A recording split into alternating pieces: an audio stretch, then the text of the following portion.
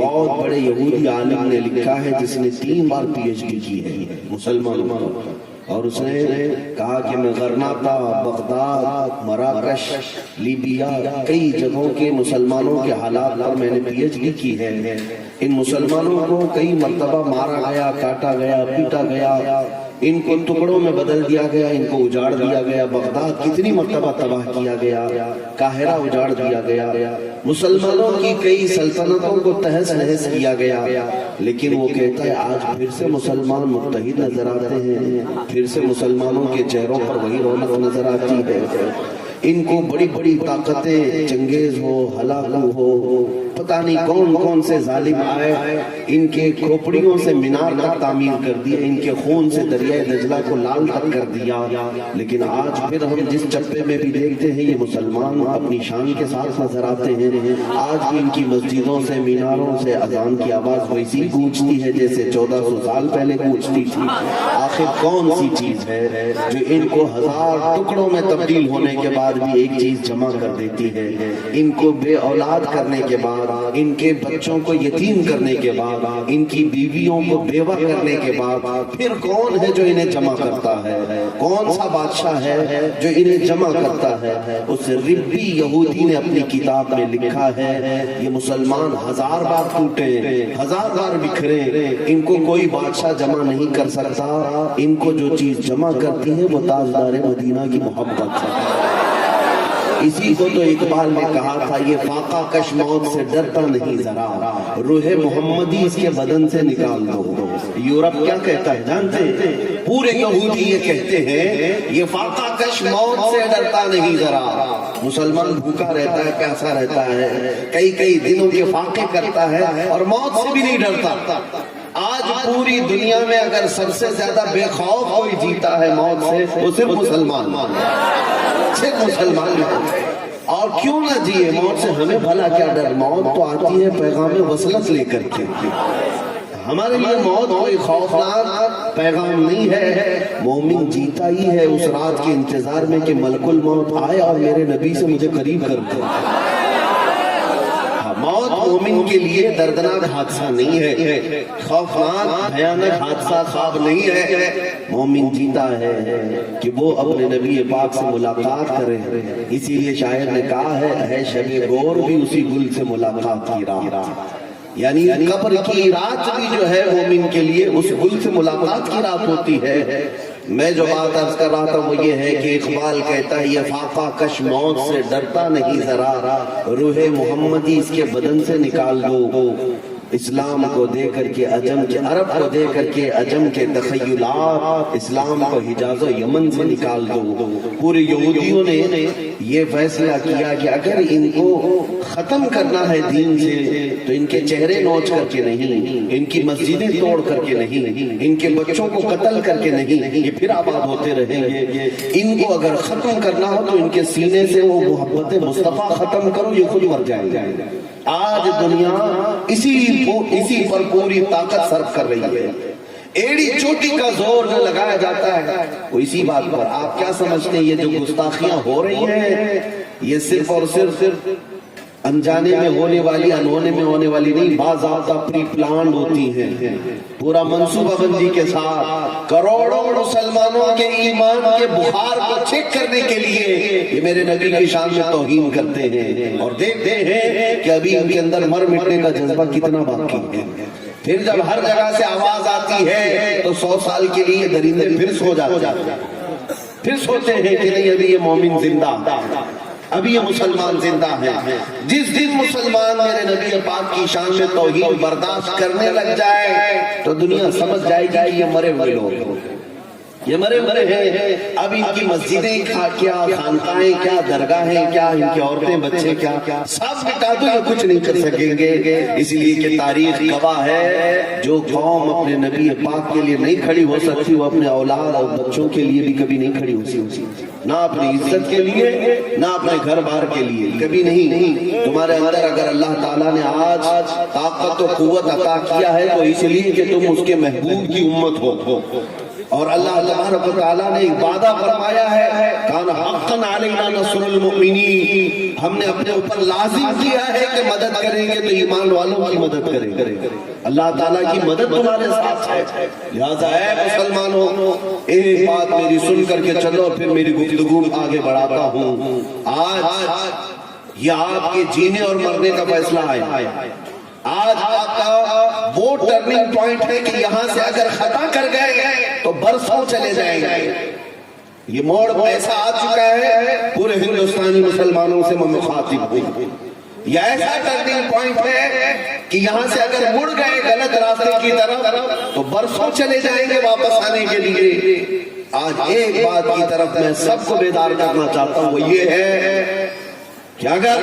اپنی اولاد کو یا اپنے ماتحتوں کو کوئی وصیت کر سکتے ہو تو یہ وصیت ضرور کر لینا کہ بیٹا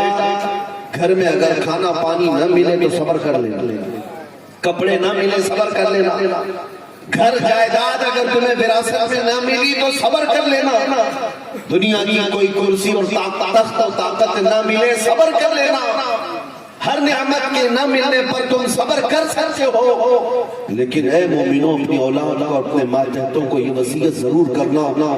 ساری چیزیں نہ ملے صبر کر لینا، صبر کر لینا۔ اسلام صبر کی تلقین دیتا ہے، لیکن مصطفیٰ کریم کی عزت پر توہین ہو تو کوئی صبر نہ کرنا، کوئی کمپرومائز نہ کرنا، یہاں مصلحتیں اور حکمتیں بیچ میں نہیں لانا۔ جیسے آج بعض وہ زرخرید لوگ، ہو سکتا ہے ہماری جماعت میں وہ غدار منافقین بیٹھے ہوں جن کو ایسا لگتا ہے کہ نبی پاک کی توہین بھی ایک عام سی بات ہے، ہوتی ہے تو ہو لینے دو، ہم اپنے امن و شانتی کی بات کریں گے۔ کون سے امن کی بات کریں گے؟ حضور پاک صلی اللہ تعالیٰ علیہ وسلم کی شان میں گالیاں دی جائیں، گستاخیاں کی جائیں، اور اگر کوئی ہمارا لیڈر یہ کہے کہ مسلمانوں صبر کرو صبر کرو، اسے آپ جواب میں یہ کہیں صبر یہاں پر نہیں سکھایا جاتا، صبر موت پر کرنے کی تلقین اسلام نے کی ہے، گھر بار لٹ جانے پر بھی صبر کی تلقین کی ہے، لیکن تمہیں پتا ہے اگر تم ان اوقات میں بھی کہو گے کہ چپ رہو تو پھر بلال حبشی کی روح بھی چیخے گی، خبیب بن عدی کی روح بھی چیخے گی کہ مصطفیٰ کریم کی عزت پر انہوں نے کوڑے بٹھائے، جسموں کو چھلی بھی کر لیا، اور مسلمان اپنے گھر میں نرم غذائیں کھا کر کے صبر کی تلقین کرتا ہے۔ میرے عزیزو تمہیں پتا ہے جنگ احد میں میرے آقا صلی اللہ تعالیٰ علیہ وسلم کے ڈیفنس میں، ان کے دفاع میں ایک صحابی رسول کھڑے تھے ابو قتادہ، جن کے جسم پر 80 تیر لگ گئے تھے، 80 تیر آ گئے، لیکن وہ ہٹنے کا نام نہیں لیتے تھے۔ ناموں سے رسالت کی حفاظت کا مطلب سمجھتے ہو؟ حضور پاک کی شان کی حفاظت کا مطلب؟ اس صحابی نے 80 تیر اپنے جسم پر لیے، یہاں تک کہ ایک تیر ایسا آیا کہ ان کی آنکھ میں چلا گیا اور ان کی آنکھ کی پتلی باہر آ گئی، ان کی آنکھ کی پتلی باہر آ گئی، اور پیچھے رسول پاک صلی اللہ تعالیٰ علیہ وسلم جلوہ بار ہیں۔ پوچھو اس صحابی کو، ان کا بھی تو گھر بار تھا، ان کے بھی بیوی بچے تھے، آپ گھر میں بیٹھ گئے مصلحت لے، کیوں اپنی جان جوکھم میں ڈال کر کے 80 تیر جسم پر لے لیے؟ میرے عزیزو وہ صحابہ تھے تمہیں جواب دیتے، اصل زندگی تو اس نام پر مٹنے کو ہی کہتے ہیں، ان کے قدموں پر جو فنا ہو گیا وہ اصل زندگی ہے۔ مرشد گرامی حضور تاج الشریعہ بدر الطریقہ رحمت اللہ تعالیٰ علیہ نے فرمایا ہے تیرے دامن کرم میں جسے نیند آ گئی ہے، یا رسول اللہ تیرے دامن کرم میں جسے نیند آ گئی ہے وہ فنا نہ ہوگی، اسے زندگی ملی ہے۔ اگر حقیقی زندگی چاہتے ہو تو مر مٹو ان کے قدموں پر، جان دے دینا یہ مردہ ہونے کی علامت نہیں ہے۔ 14 صدیوں بعد بھی ہمارے مجموع میں حسین زندہ نہیں زندہ ہے، امام احمد بن حنبل زندہ ہے، وہ 1000 گھوڑے کھائے، امام اعظم ابو حنیفہ آج بھی ہمارے مجموع کی رونق ہے۔ یہ وہ لوگ ہیں جنہوں نے تکلیفیں اور مصیبتیں اٹھائی ہیں مصطفیٰ کریم کی عزت کے معاملے میں، ان کی شان کی حفاظت کے معاملے میں، لیکن آج بھی ہماری قوموں میں وہ زندہ ہیں۔ مجدد الف ثانی زندہ ہے، امام احمد رضا خان زندہ ہے۔ میرے عزیزو ایک بات یاد رکھنا، جو اس نام پاک کی حفاظت کے لیے جیتا ہے مولا اس کے نام کو ہمیشہ کے لیے قائم رکھ دیتا ہے، پوری دنیا میں قیامت آنے تک ان عاشقوں کا نام چلتا رہے گا۔ عشق محبت اعلیٰ حضرت کے نعرے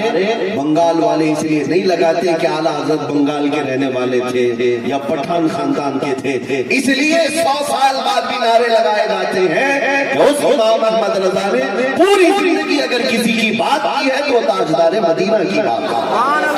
جو ان کی عزت کی بات کرے گا وہ ہمیشہ کے لیے جیوت ہو جائے گا، ہمیشہ کے لیے وہ زندہ ہو جاتا ہے۔ آج فیصلہ تمہارے ہاتھ میں ہے کہ حضور پاک صلی اللہ تعالیٰ علیہ وسلم کی عزت کی حفاظت کے لیے کیا گھر میں مصلی بچھا کر کے دعائیں مانگتے ہوئے حفاظت کرو گے، یا پھر میدان عمل میں اتر کر کے ظالموں کی آنکھوں میں آنکھیں ڈال کر بتاؤ گے کہ میں اس محمد عربی کا غلام ہوں جس کو دیکھ کر کبھی سمندر بھی راستے دے دیا کرتا ہے، طوفان بھی رخ موڑ لیا کرتا ہے، میں اس حبیب عربی کا غلام ہوں جس کے متعلق اقبال نے کہا تھا ٹل نہ سکتے تھے جنگ میں اگر ہر جاتے تھے، پاؤں شیروں کے بھی میدان سے اکھڑ جاتے تھے، تجھ سے سرکش ہوا کوئی تو بگڑ جاتے تھے، ارے تیغ کیا چیز ہم توپ سے بھی لڑ جاتے تھے۔ بزدلوں کا نام مسلمان نہیں ہو سکتا، ڈرپوک قوم کا نام ایمان والے نہیں ہو سکتے۔ ایمان لاتا ہے بشاشت قلب، ایمان لاتا ہے بے خوفی دنیا سے، کیونکہ مسلمان جب سجدے میں جاتا ہے تب اللہ اکبر کہتے جاتا ہے، جب سجدے سے اٹھتا بھی ہے تو اللہ اکبر کی صدا لگاتا ہے۔ کیا مطلب ہے؟ مسلمان کا ایمان صرف اتنا ہے کہ اگر کوئی بڑا ہے تو صرف اللہ بڑا ہے، اللہ سب سے بڑا ہے۔ جو مسلمان اللہ کو سب سے بڑا مانتا ہے وہ پھر دنیا کی طاقت کو بڑا بڑی تسلیم نہیں کر سکتا۔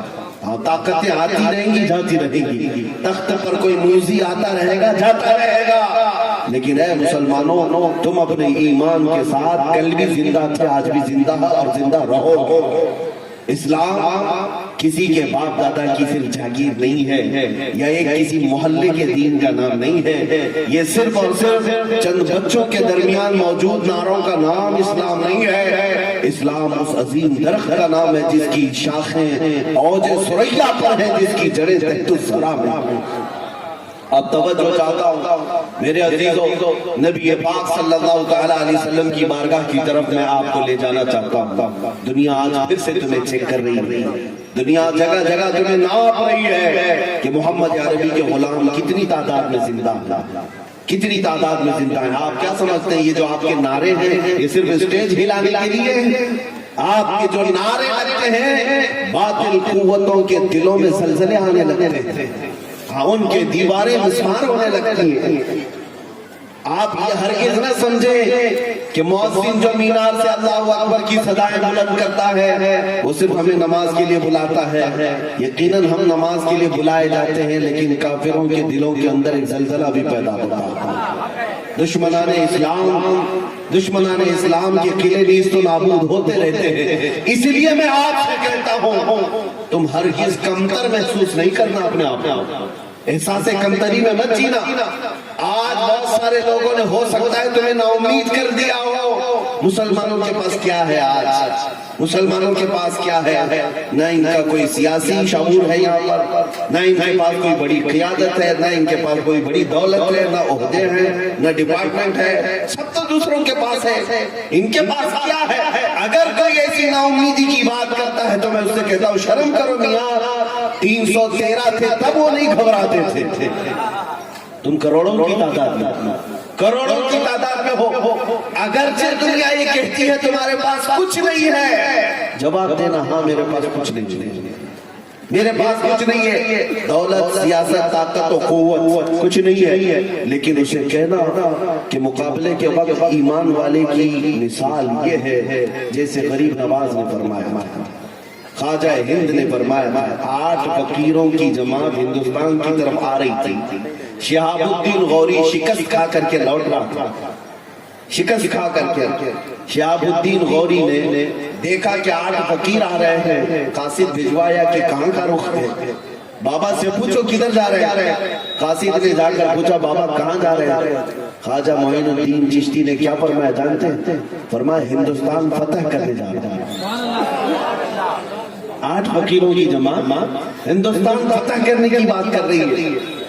وہ ہنسا اور کہا بادشاہ میری اتنی بڑی فوج ہے، ہاتھی گھوڑے ہے، ساز و سامان ہے، تلوار ہے، ہتھیار ہے، اور میں شکست کھا کر کے جا رہا ہوں، اور گدڑی پہنے ہوئے 8 فقیر کہتے ہندوستان فتح کرنے جا رہے ہیں۔ خواجہ معین الدین چشتی رحمۃ اللہ علیہ نے فرمایا ہاں شہاب الدین تو گیا تھا ہاتھی گھوڑے تلوار کے بھروسے پر، معین الدین صرف اللہ اس کے رسول کے بھروسے پر جاتا ہے، اور جس کے پاس یہ طاقت ہے وہ دنیا کی سب سے بڑی طاقت ہے۔ اے مسلمانوں، میں آپ کو یہی کہنا چاہتا ہوں، نا امید مت ہونا، رہنے دو دنیا کے پاس ساری طاقتیں، لیکن اللہ ہمارے ساتھ ہے، رسول پاک ہمارے ساتھ ہے، دنیا کی سب سے بڑی طاقت تمہارے پاس ہے، وہ اللہ رب العزت ہے، لہذا خوف نہ کر۔ اعلیٰ حضرت فاضل بریلوی رضی اللہ تعالیٰ عنہ نے کس قدر تمہیں حوصلہ دیا جانتے ہیں؟ جو ڈرپوک لوگ ہیں، جو ڈرے سہمے ہوئے باتیں کرتے ہیں، ان کو اعلیٰ حضرت نے کہا تھا خوف نہ رکھ رضا ذرا، تو ہے عبد مصطفیٰ، خوف نہ رکھ رضا ذرا، تو ہے عبد مصطفیٰ، تیرے لیے امان ہے، تیرے لیے امان ہے، آپ کے لیے دنیا میں بھی امان ہے، آخرت میں بھی امان ہے۔ میں آپ کو بتاتا ہوں اے مسلمانوں، یہ علماء اہل سنت مشائخ ہمارے سروں کے تحت، آج ابھی کوئی کمی نہیں آئی ہے ہندوستان۔ ایک بات یاد رکھنا، نا امیدی کی طرف لانے والوں کو میں بار بار کہتا ہوں کہ مسلمانوں کو یہ کہہ کر کے نہ ڈرایا جائے کہ اب تمہارا کوئی نہیں ہے۔ میرے عزیزوں، آج بھی تمہارے ساتھ ویسی ہی مدد آئے گی جیسے مدینے کے تاجدار ہر جگہ مدد فرمایا کرتے ہیں، کیونکہ تم گنہگار ہو سکتے ہو لیکن غدار ابھی نہیں بنے۔ کیا اپنے نبی کے غدار ہو کوئی؟ ہاں ہم مانتے ہیں گناہ ہم سے ہوئے ہوں گے، گنہگار ہونا اور ہے، غدار ہونا اور ہے، غدار ہم میں سے نہیں ہوا ہے۔ میں آپ کو تحدیث نعمت کے طور پر ایک بات کہہ دوں، میرے پیچھے پوری طاقتیں لگا دی، دلی سے لے کر ممبئی تک، ممبئی سے لے کر کرناٹک تک، بڑی بڑی ڈپارٹمنٹ کے لوگ روزانہ چیکنگ کرنے کے لیے، اسکوٹنی کے لیے ٹیم تشکیل دی گئی کہ ان کی جائیداد دیکھو، ریونیو ڈپارٹمنٹ والوں کو بھیجا گیا، جوان تھے وہ عورت کے ساتھ ہو گئے، عورت کہتی مجھے ڈر لگنے لگا کہ یہ مسلمان ہیں، پتہ نہیں کیا کر دیں گے میرے ساتھ، اور راستے میں مجھے پکڑ کر مار دیں یا کیا ہو جائے گا۔ عام طور پر جو لوگوں کا ذہن بنا ہوا تھا، یہودی خاتون یہ کہتی رہی، اور یہ دونوں نوجوانوں نے اسے اونٹ پر سوار کیا، مدینے سے یمن کے راستے تک چل پڑے۔ جب بیچ میں کوئی چوکی آتی، چیکنگ پوائنٹ آتا، تو وہاں پر بھی صحابہ ہوا کرتے، وہ پوچھتے کون ہے اوپر اور تم کس طرف جا رہے ہو؟ یہ دونوں نوجوان صحابی کہتے ہم خلیفہ رسول ابو بکر صدیق کے ساتھ کے حکم پر آئے ہیں، اور اوپر ایک خاتون ہے جو ملک یمن جانا چاہتی ہے۔ تو اوپر آنکھ اٹھا کر کے بھی کوئی وہاں سے نہیں دیکھتا تھا، آنکھ بھی نہیں اٹھاتے۔ اس طرح یہ راستہ طے ہو گیا، یمن آ گئی وہ عورت۔ توجہ چاہتا ہوں، جب یمن پہنچی تو وہ اپنے خاندان والوں کو جمع کر کے کہتی ہے اے لوگوں آؤ، میں ایک بات آج تمہیں بتا دوں، میں مدینے سے گھبرا کر کے نکلی تھی کہ کہیں مسلمان میری عزت پر حملہ نہ کرے، میں اپنے خاندان میں آنا چاہتی تھی یمن میں، لیکن آج تم سب کے سب گواہ ہو جاؤ، ان 2 جوانوں کو میں نے پورے سفر میں دیکھا، اتنے دنوں کے سفر میں ایک آنکھ اٹھا کر کے بھی انہوں نے میرے چہرے کی طرف نہیں دیکھا۔ آج تم سب گواہ ہو جاؤ کہ میں واپس یمن میں نہیں، مدینے جا کر رہنا چاہتی ہوں اور اسلام کے دامن میں رہنا چاہتی ہوں، اس لیے کہ مجھے اگر کوئی عزت کی حفاظت دے سکتا ہے تو محمد عربی کا غلام ہی دے سکتا ہے۔ میرے عزیزوں،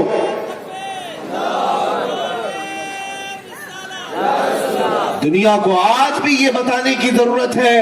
کہ تم عورتوں کی عزت پر ڈاکہ ڈالنے والی قوم میں سے نہیں، بلکہ محمد عربی کے غلام ہیں جو ہر عورت کو بہن سمجھ کر اس کی عزت کی حفاظت کرتے ہیں۔ یہ دوسروں کے دلوں میں اگر محبت آ سکتی ہے تمہارے اخلاق سے آئے گی، مصطفیٰ کریم صلی اللہ تعالیٰ علیہ وسلم کی پیروی کرنے سے آئے گی۔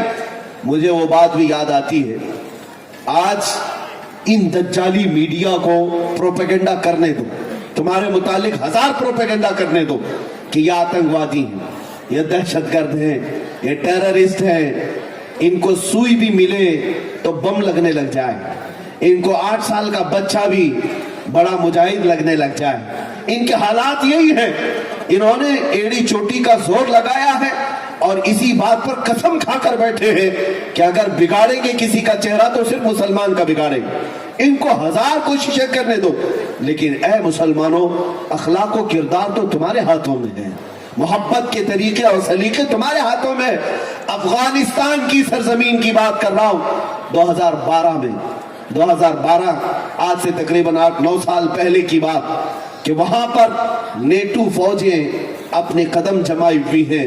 ہر ملک کی فوجیں وہاں پر ان پر رسہ کشی چل رہی تھی، طاقت کے بل بوتے پر امریکہ، یورپ، پتہ نہیں کتنی فوجیں وہاں پر موجود تھی۔ ایک ایسا انسیڈنٹ، ایک ایسا واقعہ پیش آیا، ایک خاتون رپورٹر ہے، وہ امریکہ کی رہنے والی، جو رپورٹنگ کرنے کے لیے افغانستان کے میدان میں گئی تھی، کہ حالات دیکھیں، وہ روزانہ رپورٹنگ کرتی تھی کہ کہاں کیا کیا حالات ہیں، نیوز والی ایک عورت صحافیہ، لیکن اس کے ساتھ ایک دن ہوا یہ کہ شام کا وقت تھا، وہ ایک جگہ سے اکیلی آ رہی تھی، 2 یا 4 فوجیوں نے اس پر حملہ کر دیا، اور وہ فوجی کوئی وہاں کے نہیں تھے، یہ نیٹو افواج میں سے تھے، انہوں نے اسے پکڑنے کی کوشش کی اور اس کے کپڑے پاڑ رہے تھے، وہ کسی نہ کسی طرح اپنی ہوس کا شکار اسے بنانا چاہتے تھے، لیکن وہ عورت نے چیخ پکار کیا تو اچانک 2 نوجوان جو مسجد کی طرف جا رہے تھے، مسلمان تھے، وہ دوڑتے ہوئے آئے، تو جیسے ہی وہ آئے وہ فوجی اپنے راستے چلے گئے، کیونکہ عزت کا معاملہ تھا، آواز اٹھنے لگ گئی تھی۔ 2 ہی نوجوانوں نے اس خاتون کو پکڑا اور لے جا کر کے ایک کمرے میں بٹھا دیا، وہ چہرے والے تھے، ٹوپی والے تھے، نماز کے لیے جا رہے تھے۔ اب یہ خاتون لکھتی ہے کہ ہمارے فوجی جو حملہ کیے تھے، تھوڑی دیر کے لیے مجھے کشمکش تھی، لیکن اس سے زیادہ ڈر تو یہ افغانی مسلمانوں سے تھا مجھے، پتہ نہیں اب یہ تو آتنکواد لوگ ہیں، یہ تو دہشت گرد ہیں، اب یہ تو میری بوٹیاں ہی تقسیم کریں گے، ہم میرے ساتھ کیا کریں گے۔ وہ خاتون کہتی ہے ڈری سہمی ہوئی اپنے کمرے کے اندر بیٹھی رہی، دروازہ بند تھا، رات کا وقت ہوا تو اچانک دروازہ کھلا، کھانے کا ایک برتن اندر کسی نے کیا اور پھر دروازہ بند کر لیا، میں نے کھانا کھا لیا، تھوڑی دیر کے بعد پھر دروازہ کھلا، عورتوں کے زنانہ لباس کسی نے اندر کیے اور پھر دروازہ بند کر لیا، میں نے نہیں دیکھا کون آ رہا ہے کون جا رہا ہے، کھانا بھی آیا، کپڑے بھی آئے، میں اسی کمرے میں کھانا بھی کھائی، کپڑے بھی پہنے، دوسرا دن آیا، برابر وقت پر دروازہ تھوڑا کھلتا اور کھانا آتا پھر بند ہو جاتا، یہی وہ 2 نوجوان تھے جو ہر وقت کھانا پہنچا رہے تھے لیکن دروازہ کھول کر دیکھ نہیں رہے تھے۔ دوسرے دن شام کے وقت اس کے سفارت خانے سے، اس کے ملک کی ایمبیسی سے کچھ ذمہ دار لوگ آئے اور دروازہ کھول کر اس خاتون سے کہا ہم تمہارے ملک کی سفارت خانے سے آئے ہیں، کیا تمہارے ساتھ کوئی حادثہ ہوا؟ اس عورت نے حادثہ لکھایا، رپورٹ لکھایا، اور اس سفارت خانے سے آنے والے نے کہا اے خاتون ان 2 جوانوں کا شکر ادا کر کہ یہ ہمارے سفارت خانے تک پہنچ کر کے تیری خبر کیے ہیں، اور ان جوانوں نے ہم سے یہ وعدہ لیا ہے کہ جب تک تجھے ملک تک حفاظت سے نہ پہنچائیں گے اس دن تک یہ محنت کرتے رہیں گے۔ وہ خاتون کہتی ہے میں ان جوانوں کو نہ جانتی تھی نہ پہچانتی تھی، نہ ان سے میرا کوئی رشتہ تھا نہ کوئی ناتا تھا، لیکن انہوں نے میری عزت کی حفاظت کی، یہاں تک کہ وہ خاتون اپنے ملک پہنچی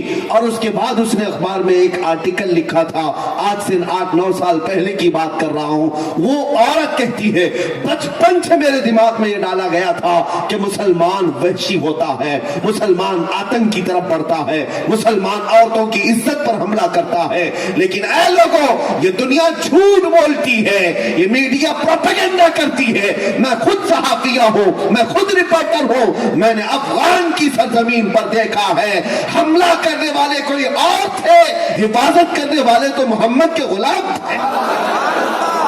صلی اللہ تعالی علیہ وسلم۔ میرے عزیزوں آج بھی دنیا جانتی ہے کہ اخلاق و کردار میں اگر کوئی سچا ہو سکتا ہے وہ ایک ایمان والا ہو سکتا ہے، بس شرط اس بات کی ہے